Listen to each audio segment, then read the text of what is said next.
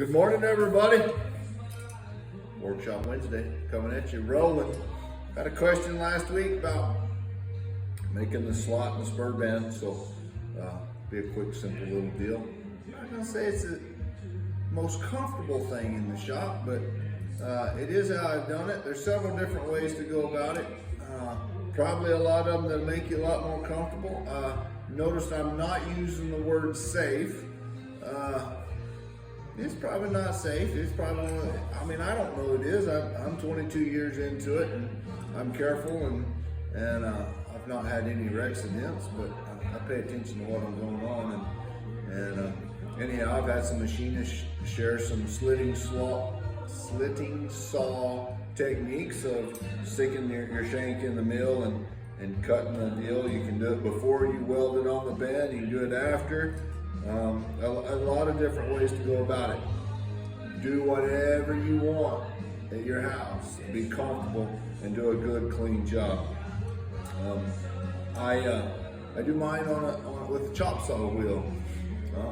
Used to do it on a chop saw and wired it where the clamped the guard up, and then wired it where it stayed on all the time, and away we'd go like that. Now I've put the chop saw wheel onto a grinder, a buffer grinder, and go at it that way. It's easier for me to keep it going, and it's more stable and all that business. The wheels, you don't want to use a great big 14-inch on a 3600 RPM buffer grinder, going pretty dang fast. So you want to use like a 1725 speed if you got the great big ones. If you come back down to a 7 or 8-inch wheel, those work good on the 36, actually work better, but it's just having one small enough. And you don't need a great length, because you can see, like if you look at the radius here, it's only going in that deep, so you don't need a big huge wheel to do it.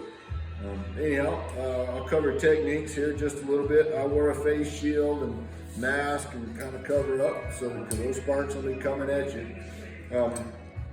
You want to keep your elbows in and your hands level. The technique is not to get the spur kicked this way or this way, and then you have a certain deal angle that you're doing here. I go from top to bottom, back and forth, and I keep it cool in water while I'm doing it. I'll go over to the wheel here in just a second to show y'all, but my cameraman's not here today, so I had to set y'all up on a platform so you can see it, and then I'll zoom over in the wheel and show you what's going on. But anyhow, keep the spur level.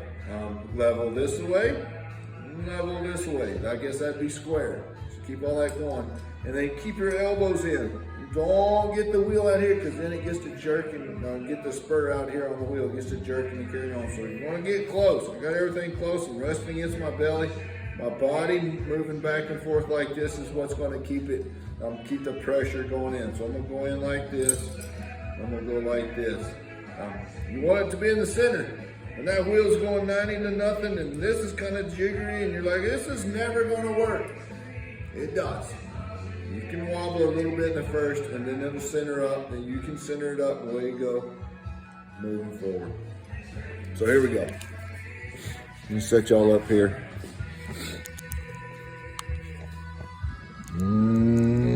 Whoop, there's my wheel. All crooked. Gosh dang it. Okay, so here's my wheel. This wheel right here is one used to cut railroad iron. So it's not just a regular chop saw wheel. I've got them from Clean Sport Abrasive many years ago, bought a whole box of them. They last a long, long time. They're a little thicker too. And as y'all can see here, see these fibers that are on the outside edge and the inside? They cut good all the way through. They don't get, some of the cheaper ones that I've bought, they get they get where they don't cut. These guys cut all the time. I use 5/32 for my rowels.